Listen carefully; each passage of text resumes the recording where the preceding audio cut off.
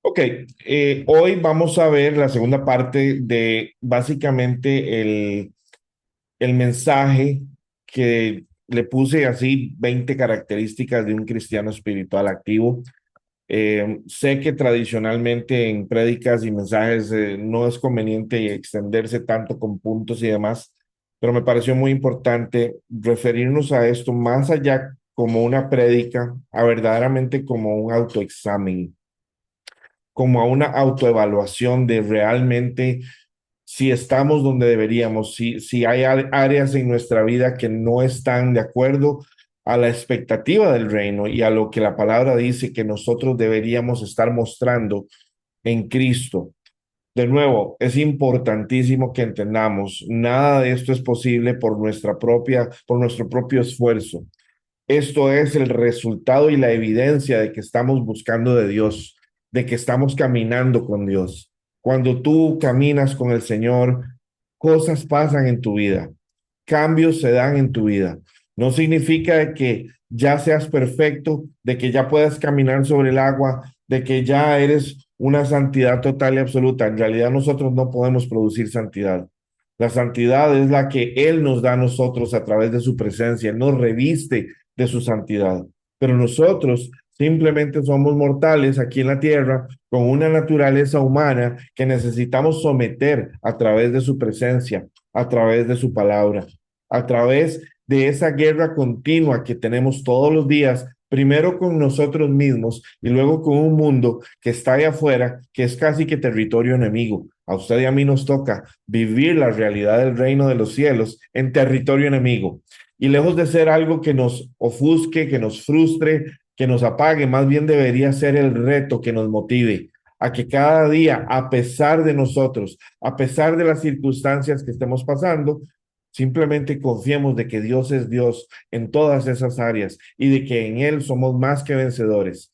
Él es verdaderamente la razón por la que nosotros estamos aquí y para la que nosotros estamos aquí. Hoy vamos a hablar de varias de los otros puntos que tenemos. Vamos a tocar 10 puntitos de manera rápida. Tomen nota si así lo quieren. Vamos a utilizar algunas escrituras, así que para los que ya tienen las escrituras, les pido que las tengan listas, nada más para efectos de movernos con rapidez por el video, pero vamos a hablar de uno de los puntos ahorita más importantes en la vida del cristiano, porque son puntos que verdaderamente, y seamos honestos, antes de venir a Cristo, a usted y a mí, la integridad nos parecía algo tal vez irrelevante o no era algo que mencionábamos o de lo cual estábamos tan conscientes o preocupados. Tal vez a nivel profesional se nos habla de la integridad, de verdaderamente cumplir con nuestras tareas, indiferentemente de si está el jefe o no. Pero seamos honestos, nuestra naturaleza humana realmente no está sujeta a trabajar conscientemente en un nivel de integridad alto. Somos fáciles de engañar, somos fáciles de tropezar, somos fáciles de cometer errores, somos fáciles de que cuando se da una oportunidad para tomar ventaja de algo, lo tomamos. Esta semana salían en las redes sociales de que hay una tienda de venta de electrodomésticos, se habían equivocado en el precio de unas lavadoras y en lugar de poner en colones, en moneda local costarricense, 230,000 colones, pues equivale a unos, digamos, más o menos unos 460 dólares más o menos. Habían puesto un cero menos o un número menos y por eso quedó como en 23,000, como en 40 dólares, en lugar de 400 en 40. Entonces, realmente la gente empezó a ir a comprar y a comprar y a comprar para tratar de aprovechar el error de la tienda, sin darse cuenta de que la tienda tenía también un código, un reglamento y la ley le ampara de que si en 24 horas ellos cambian ¿cómo se llama? El error, no hay problema, ellos pueden reclamar ese dinero. La cuestión es que mucha gente se fue vivilla a tratar de tomar ventaja de ese error, creyendo de que, bueno, no es mi culpa, ¿verdad? Y con una actitud totalmente errónea, justificar una mala intención, tomar ventaja de alguien. Ah, pero es que esa empresa tiene mucho dinero de todas maneras, sí, pero aún así nuestro actuar no tiene justificación dentro del reino. Nuestra forma de pensar no puede ser la del mundo, no podemos pensar así, no podemos tomar ventaja. Si usted y yo queremos caminar en rectitud, en integridad, tenemos que ser conscientes de que a Dios no le gustan ese tipo de actitudes. Eso no lo representa a Él, no representa el reino de los cielos. Y si usted y yo tenemos problemas porque nos cuesta pensar diferente, nos gusta tomar ventaja de la gente o de las oportunidades que la vida nos da, estaremos encontrándonos con que estamos actuando verdaderamente de una manera opuesta a la expectativa del reino de los cielos. Quiero que leamos Proverbios 10:9. Vamos a ver, esa tiene Carmencita, si más no me equivoco. Ah, Adelante. yo le voy. Proverbios, aquí, viendo. Ahí me perdona porque estoy un poquitico ronco. Tranqui. Ok, 19 dice, el que camina en integridad anda confiado, mas el que pervierte sus caminos serán quebrantados. Wow. Qué fuerte, porque yo creo que nadie se da cuenta de la condición o del resultado que sus decisiones y sus acciones pueden tomar o pueden llevarnos a, ¿verdad? Si a usted y yo actuamos, de hecho, la mentalidad del mundo, ¿cómo es? Bueno, que a los tontos ni Dios los quiere, dice la gente. ¿Verdad? La gente te ve mal si no actúas indebidamente, si no tomas ventaja de la situación, si no tomas ventaja de la oportunidad, como le dicen. Pero verdaderamente así es el reino de los cielos, ¿no? No lo es. Dios espera que usted y yo actuemos con una integridad digna del reino de los cielos. Ah, pero Jerry, es que eso es muy difícil. Por supuesto, para nosotros es realmente imposible. Si usted y yo no caminamos con Cristo diariamente, olvídese, usted y yo somos otro más del mundo, porque nuestra naturaleza pecaminosa está presente, no se va a quitar, está ahí. Nuestra guerra es primero contra nosotros mismos y tenemos que estar conscientes de esto. Una persona que actúa en privado de la misma manera que lo hace en público es una persona que camina en integridad, es honesta, es transparente, es fiel a sus compromisos, su palabra, su sí es sí y su no es no, como dice la palabra. Hay coherencia entre su fe y la conducta. Qué difícil es cuando usted se encuentra una persona que habla una cosa, pero sus acciones demuestran otra. Y peor aún, si es un cristiano que sabe mucho de palabra y habla mucho de Cristo y todo, pero a la hora de tomar decisiones, su comportamiento contrasta totalmente con lo que habla. A veces es mejor decirle, hermanito, hermanita, vea, con todo amor se lo digo, o sea, con todo el respeto que se lo digo y todo el amor, pero mejor no trate de representar a Cristo porque usted no hace un buen trabajo. Claro, se nos ofenden, ¿verdad? Porque al estar en su carne, su humanidad es lo primero que se ofende. Aprendan esta ley. Esto es una máxima. Cuando usted y yo nos ofendemos por algo que alguien nos dice en corrección, indiferentemente de cómo nos lo digan, obviamente, si nos lo dicen de una manera fea, pues obviamente eso puede afectar más rápido y más fuerte.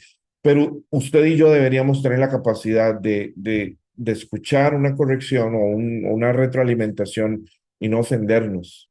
Pero si nos ofendemos, esa es la primera señal de que estás en carne y no en espíritu. Ahora, no culpo a la gente que sufre de eso, porque todos lo sufrimos de alguna manera. Todos tenemos esa carne en nosotros. Y el reto es opacarla totalmente para que la luz de Cristo sea brillante en nosotros y a través de nosotros.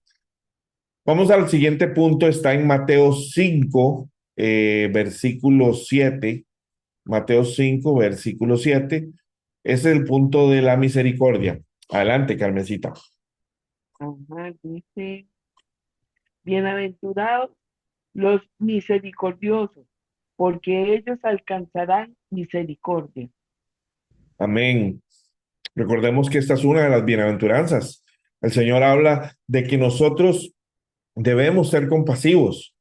De hecho, esta versión dice, Dios bendice a los compasivos porque serán tratados con compasión. Y yo creo que a veces Hay situaciones en nuestra vida donde queremos y necesitamos compasión, donde a veces necesitamos esa mano de Dios, esa gracia extra. No podemos tratar a los demás de una manera como no nos gusta a nosotros que nosotros seamos tratados. La regla, y siempre se lo decimos a los niños, trate a la gente como usted quiere ser tratada. No condene a la gente si usted no quiere ser condenado. No juzgue a la gente si usted no quiere ser juzgado. Tenemos que comprender la debilidad humana, porque todos la tenemos. De nuevo, es muy fácil juzgar a una persona porque cayó en pecado o porque tropieza constantemente. Es muy fácil señalar. Pero lo que no nos estamos dando cuenta es que, y esto le decían a uno, cuando usted señala a alguien, hay cuatro dedos señalándolo a usted. Y Jesús lo dijo de una manera muy clara cuando hablaba acerca de, miras el ojo la astilla en el ojo, cuando realmente deberías estar fijándote en el tronco que tienes en el tuyo. Estamos entendiendo de que no hay hombre o mujer que sean perfectos. Por ende, si nosotros pretendemos ser tratados de manera misericordiosa, tenemos que también extender esa misericordia. Hoy estoy convencido de lo que les voy a decir. Hoy por hoy, muchas personas no quieren ir a la iglesia y la razón por la que no quieren ir a congregarse es porque han sido juzgados, porque han sido condenados. Y mucho de la razón por la que las personas tienen esa actitud es porque fueron enseñados a odiar al pecado, pero fueron enseñados a juzgar al pecador. Literalmente ven el pecado de la persona o ven el problema de la persona y automáticamente están juzgando a la persona. Dios lo va a castigar o usted ya va para el infierno. La gente se volvió tan legalista y tan cuadrada sin entender que hay un aspecto de misericordia y de gracia de parte de Dios con respecto a las personas. Jesús, ¿saben a quién vino a realmente a darles duro? A los religiosos.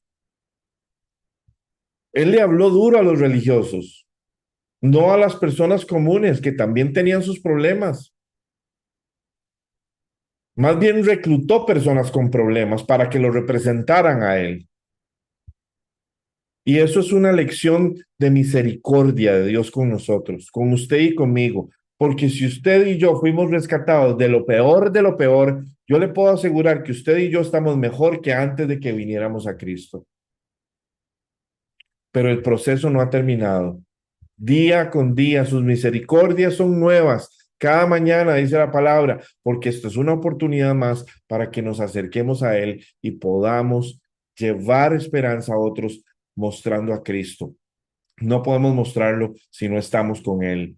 Vamos a la siguiente, que dice,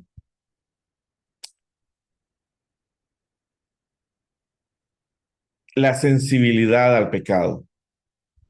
Vamos a ver, leer Salmo 51:10.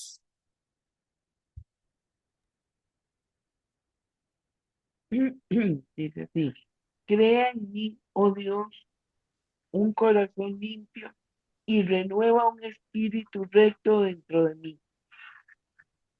Amén. Crea en mí un corazón limpio, oh Dios. Usted y yo tenemos que orar esto todos los días, porque usted y yo tenemos un corazón en una naturaleza corrompida. Ah, Jerry, pero yo no soy nueva criatura. Todo lo pasado ya pasó. Aléjese de Dios por un momento, distráigase, vaya y viva en este mundo unos 15 minutos a ver si usted no regresa otra vez a usted mismo o a usted misma en su pasado. Puede que su conciencia y el Espíritu Santo lo vuelvan a jalar de vuelta. Pero en momentos de frustración, en momentos de enojo, en momentos de miedo, en momentos de angustia, usted va a manifestar su naturaleza. De la misma manera como el perro le ladra al gato, como el gato persigue al ratón, si somos expuestos a situaciones fuertes que demandan verdaderamente y que ponen a prueba verdaderamente nuestro carácter, probablemente y muchas de las ocasiones caigamos en la trampa y caigamos nuevamente en nuestra naturaleza pecaminosa. en nuestro comportamiento natural. A ver, la sensibilidad al pecado no es que nos endurezcamos espiritualmente, es aprender a reconocer cuando se falla, es ser sensibles también a los otros cuando fallan, es arrepentirnos porque nos damos cuenta de que es cierto, nuestra carne sigue estando aquí. A veces pensamos más de los demás, a veces hablamos más de la cuenta, a veces nos enojamos porque fulanito nos diga una cosa, o porque no nos llamó, o porque simplemente no escribe, o lo que sea. A veces deseamos agradar a Dios, pero nos justificamos a nosotros mismos más de la cuenta. Y tenemos que entender que los necesitados de Dios, necesitados de ser transformados, somos nosotros. Y también necesitamos ayudar a otros, hombro a hombro, a mejorar en lugar de juzgarlos, en lugar de ser tan sensibles a su problema que desarrollamos una alergia y una falta de amor y de misericordia a ellos.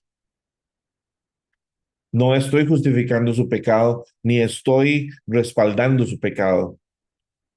Pero si la persona demuestra que quiere cambiar, solo que le cuesta, si la persona demuestra que verdaderamente su corazón quiere ser volteado hacia Cristo, tenemos que ayudarle. Nadie puede ayudarle a una persona que no quiere ser ayudada, pero cuando la persona realmente quiere ayuda, ahí es donde tenemos que ser iglesia. Vamos a la siguiente, que es Zacarías 4:6. Entonces respondió y me habló diciendo, esta es palabra de Jehová a Zorobabel, que dice, no con ejército, no con fuerza, sino con mi espíritu, ha dicho Jehová de los ejércitos. Este es un versículo muy poderoso porque el Señor está estableciendo de que nada en este mundo, aunque el contexto es un contexto de guerra en ese momento, nos está ayudando a entender de que en este mundo no pasan las cosas a nuestro modo o en nuestra forma, sino que es por Él y por su Santo Espíritu. ¿Por qué nos fue dado el Espíritu Santo? Porque es a través del Espíritu Santo que las cosas suceden. Es a través del Espíritu Santo que usted y yo somos fortalecidos. Es a través del Espíritu Santo que usted y yo podemos ver la gloria de Dios. Es a través del Espíritu Santo que usted y yo podemos leer la palabra y entender y poder aprender y poder explicarla y podemos inclusive vivir en una conexión sensible, sintiendo su presencia, sintiendo la motivación que el reino de los cielos nos da, porque este mundo cuesta mucho que nos motive. Nuestra esperanza está radicada en el cielo, está radicada en el reino de los cielos, y esta se manifiesta a través del Espíritu Santo. Es indispensable que usted y yo entendamos que la vida cristiana no se sostiene solo con esfuerzo humano. Oremos buscando dirección, reconozcamos nuestra necesidad diaria de Dios y busquemos completamente ser diariamente guiados por el Espíritu Santo. No los domingos, todos los días, 24/7. Lo que yo llamo el 24/7 del Espíritu. Estar en él 24 horas al día, 7 días a la semana. Jerry, es muy difícil. En realidad es imposible para usted y para mí. Por eso lo necesitamos a Él. Pero entre más lo buscas, más lo encuentras. Y entre más lo encuentras, más te adaptas, más logras sensibilizarte a Él, más lo vives. Pero si no haces el esfuerzo, si sigues distraído, si sigues distraída, si sigues ocupado, si sigues ocupada, va a ser difícil. Es un reto, sí, es un reto. Y cada etapa tiene digámoslo así, sus niveles de reto. Pero nunca hay que dejar de hacerlo. Vamos a la que sigue, que es Mateo 5:14. Vosotros sois la luz del mundo. Una ciudad asentada sobre un monte no se puede esconder. Muy bien. Nosotros somos la luz del mundo. ¿Qué significa somos la luz del mundo? Verdaderamente usted y yo estamos brillando como la luz del mundo. Verdaderamente usted y yo mostramos luz en este mundo. Cuando la gente viene a nosotros es porque ven algo diferente en usted y en mí. Usted y yo inspiramos a las personas a buscar de Dios y a creer en Dios. Usted y yo inspiramos a las personas a verdaderamente a luchar por su fe. Tenemos un testimonio que es visible. Y de nuevo, cuidado con que nuestro testimonio y nuestras palabras no coincidan. No estoy hablando de que vamos a ser 100% efectivos, porque no es así. Bien, vamos a cometer errores. Eso es lo que nos hace humanos. Eso es lo que nos pone en eh, eso es lo que hace que los demás puedan sentir, que pueden entender y que pueden comprender que en ellos también puede suceder el cambio. Porque si usted y yo fuéramos perfectos, no inspiraríamos a nadie. La gente diría, no, a ellos sí, yo no puedo, eso no es para mí. Pero el hecho de que nosotros somos imperfectos inspira a las personas que se sienten igual que nosotros a hacerlo. Verdaderamente nosotros tenemos que edificar con nuestras palabras. Si no vas a decir nada que edifique, no digas nada. Nuestra conducta tiene que inspirar confianza. Nosotros también tenemos que manifestar esos cambios reales, esos cambios sobrenaturales, pero eso solamente andando con Él. Esos cambios que son la evidencia de que Dios está en nuestra vida. A veces los cristianos, hay que decirlo, lamentablemente, a veces cometemos el error de manifestar más al mundo que manifestar más a la iglesia, o perdón, no a la iglesia, al reino. Y esas cosas son las que tienen que cambiar. Y para eso tenemos que orar y pedirle al Señor, Señor, manténme tan cerca de ti que yo aprenda a ser como tú. Vamos a la que sigue, que es la capacidad de reconciliarnos. Esa es Mateo 5:9. Dice así, bienaventurados los pacificadores, porque ellos serán llamados hijos de Dios. Otra bienaventuranza. Dios bendice a los que procuran la paz. A veces nosotros nos frustramos hasta con familiares. ¿Por qué? Porque desde nuestro mundo, nuestra cabeza es un mundo y creemos que las cosas tienen que hacerse con base en la forma en la que nosotros pensamos que deben hacerse. Pero ninguno de nosotros piensa igual. Entonces es muy difícil que todas las personas hagan las cosas como a mí me gustaría que lo hicieran o como yo pienso que es correcto o como yo siento que debería ser. El estandarte es Cristo y a nosotros nos cuesta mucho seguirlo a Él, ser como Él. Pero nos enojamos cuando alguien piensa diferente o juzgamos a la gente porque no está haciendo lo que sentimos que deberían estar haciendo o piensan como nosotros deberíamos pensar. Claro, hay pensamientos de pensamientos y yo sé que a veces hay pensamientos allá afuera que dan coraje, yo entiendo eso. Pero como cristianos, nosotros no somos jueces, somos reconciliadores, somos los que llevamos la paz, somos los que apuntamos a Cristo, somos los que manifestamos el por qué la palabra es cierta, es verdadera. Somos la esperanza de este mundo, de que este mundo vea a Cristo realmente en la tierra a través de nosotros. Usted y yo no podemos hacer nada separados del Señor y eso está claro. Pero el Señor quiere usarte y quiere usarme para que llevemos esperanza donde no la hay. ¿Qué estamos haciendo al respecto? Tenemos que buscar la paz y la unidad cuando es posible, evitar divisiones innecesarias, en especial conversaciones que solo traen disensión. Si lo que voy a decir, digámoslo así, yo sé que va a ser conflictivo, yo sé que no necesariamente va a ser bien recibido, entonces mejor no lo digo. Espero el momento y la dirección del Espíritu Santo para hacerlo. Muchas personas creen que porque sienten decirlo, porque sienten o lo pensaron, o creen que en su mundo y en su perspectiva es lo correcto, tienen que decirlo y tienen el derecho de decirlo y no les importan las consecuencias.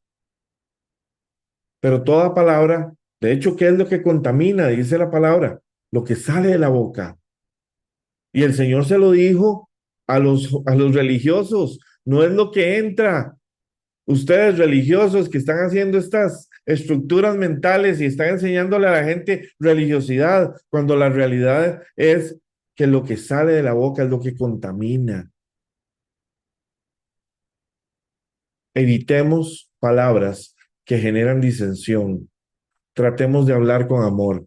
Y si no lo sentimos, no hablemos.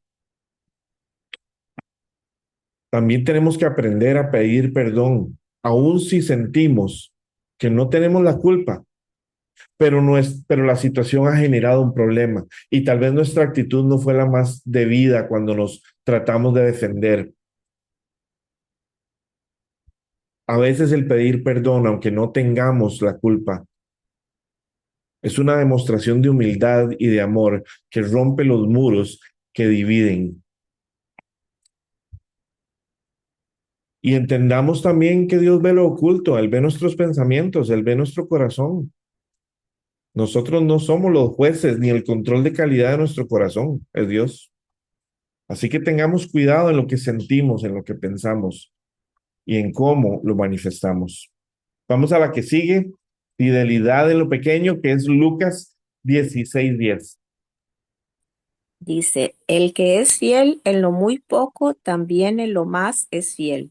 Y el que en lo muy poco es injusto, también en lo más es injusto. Amén. Pues Dios dice la palabra, si son fieles en las cosas pequeñas, también lo serán en las grandes. Y yo he tenido que aprender esto a la brava. Verdaderamente Dios no te va a bendecir en un nivel extraordinario hasta que tú no seas capaz de mostrar que tú estás siendo bendición donde estás, convirtiéndote en bendición donde estás. Esto es una lección que el Señor me ha hecho a mí y me ha sido durísima.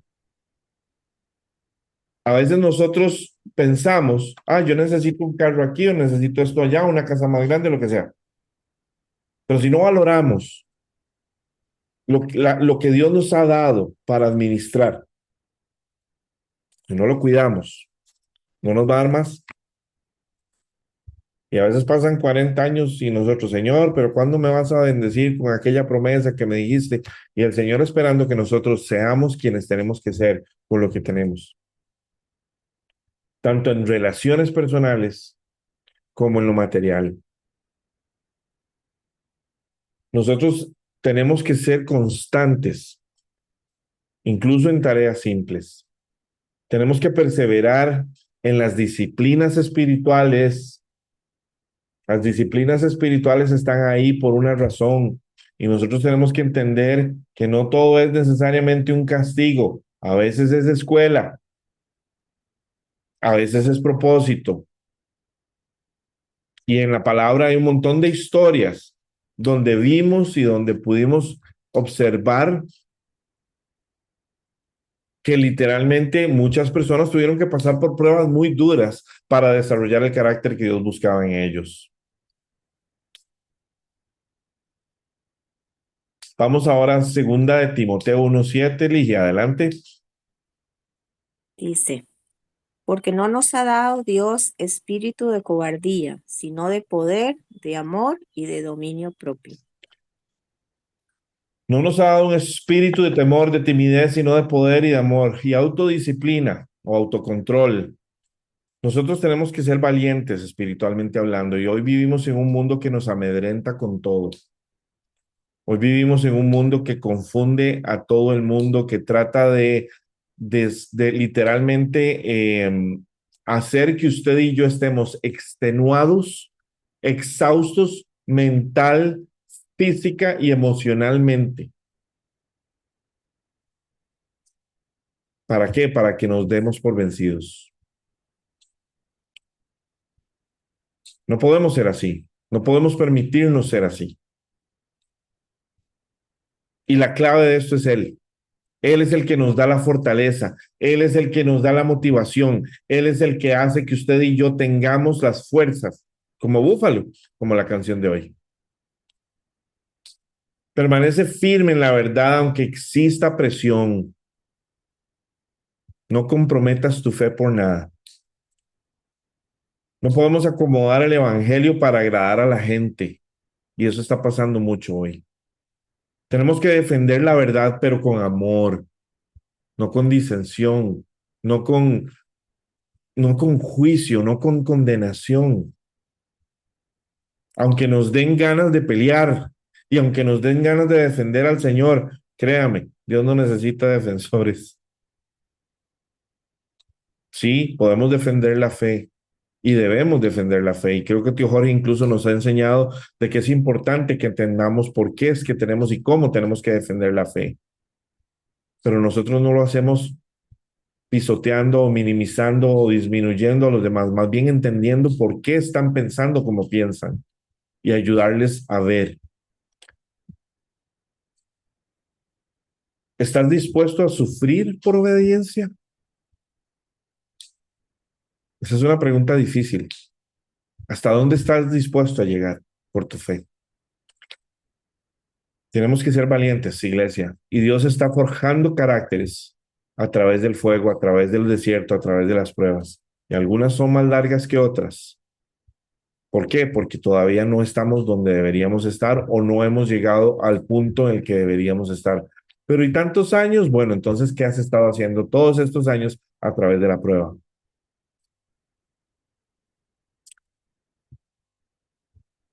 Vamos ahora a Primera de Tesalonicenses 5:18. Dice, dad gracias en todo, porque esta es la voluntad de Dios para con vosotros en Cristo Jesús. Amén. La gratitud, verdaderamente dar gracias, no solo al Señor, también a las personas. Ser agradecidos en todas las circunstancias. Señor, gracias por esta prueba, gracias porque hey, me robaron esa plata. Uno nunca sabe las consecuencias o las razones por las que Dios permite lo que permite. Cuando nosotros somos agradecidos, Dios se complace con nuestro corazón. Aún y más aún cuando no tiene sentido el estar agradecido. Tenemos que entender que debemos reconocer continuamente la gracia de Dios, vivir agradecido, no centrarnos en nosotros. Yo escuchaba a este señor Robinson, un psicólogo motivador, y él decía que las personas se deprimen porque están enfocadas en sí mismas. Las personas se enojan, se frustran porque están enfocadas en sí mismas. Si se enfocaran en la otra persona, en la pareja o en la otra persona, no habría eso, no sucedería eso. Y es muy cierto. Y por eso es que usted y yo tenemos que dejar de ver el yo y tenemos que empezar a ver a los demás. Tenemos que ver a las personas y tenemos que ver la vida a través de los ojos de Dios. ¿Y qué nos dice la palabra? Que nosotros tenemos que aprender a morir a nosotros mismos. Dejar de ser para que Él sea. No centremos nuestra vida en los problemas o en las quejas. Tenemos que aprender a valorar lo verdaderamente recibido. Porque no lo sabemos, no sabemos lo que viene en el futuro. Y todos queremos tener un futuro más próspero. Pero a veces, como le dijo el Señor a José, venían temporadas de vacas flacas y había que prepararse. Y si José no hubiera tenido esa sensibilidad para escuchar la voz de Dios, todo un país y otros países aledaños hubieran tenido que sufrir tremendas hambrunas. Vamos a ver, la última sería Gálatas 5:22-23. Adelante, Ligia. Mas el fruto del Espíritu es amor, gozo, paz, paciencia, benignidad, bondad, fe, mansedumbre, templanza. Contra tales cosas no hay ley. Contra tales cosas no hay ley. Nosotros tenemos que mostrar el fruto del Espíritu. En nosotros tiene que haber evidencia del fruto del Espíritu, no como nosotros creemos que lo estamos mostrando, sino que tiene que ser evidenciado de una manera tan increíblemente sobrenatural que a nosotros mismos nos impresione la forma en la que Dios está actuando en nuestra vida. Que uno mismo diga, wow, yo antes no era así, wow, yo antes me hubiera enojado, antes yo me hubiera frustrado, antes yo hubiera pegado cuatro gritos, antes me hubiera congelado, ahora no, ahora salí más bien a bendecir. O sea, uno es el primero impresionado de ver cómo Dios está actuando en la vida de uno. Empiezan a pasar cosas en tu vida porque la gente empieza a ver el fruto del Espíritu en tu vida y entonces eso es lo que mueve a la gente hacia ti.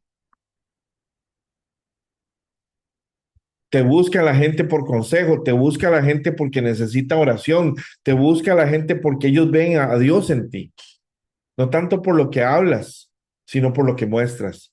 Porque a veces el problema es que si lo que hablamos como hablábamos, si no hay consistencia, más bien le hacemos una mala representación al reino. En concreto, usted y yo tenemos que ser la evidencia de que Cristo es real y de que la palabra es viva, de que la palabra es real, de que es cierta. No podemos lograr eso si no caminamos con Cristo. No podemos caminar con Cristo si no estamos orando. No podemos orar si estamos completamente inmersos en una realidad solamente natural. Que están pasando cosas en el trabajo que no nos gustan. Bueno, ¿qué estamos haciendo al respecto? ¿Estamos trayendo el reino o simplemente estamos convirtiéndonos en más queja? Que están pasando cosas en mi casa que no me gustan. ¿Qué estamos haciendo al respecto? Confiamos en que Dios tiene el control. Dejamos que Dios sea el Señor sobre todas las cosas. O nosotros queremos acaparar y controlar todo.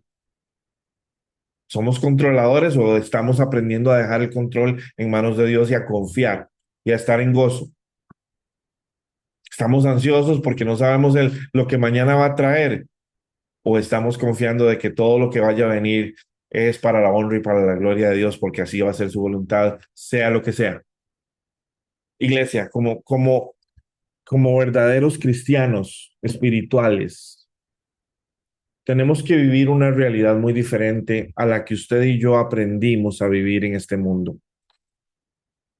a la que nos enseñaron, a la que hemos visto y vemos todos los días a la gente vivir, gente común. Usted y yo tenemos que manifestar lo que la palabra dice que somos en Cristo. ¿Es difícil? Sí, no es fácil. Si hubiera sido fácil, o sea, estaría por todos lados. Pero usted y yo tenemos un reto diario de luchar contra nosotros mismos para lograrlo.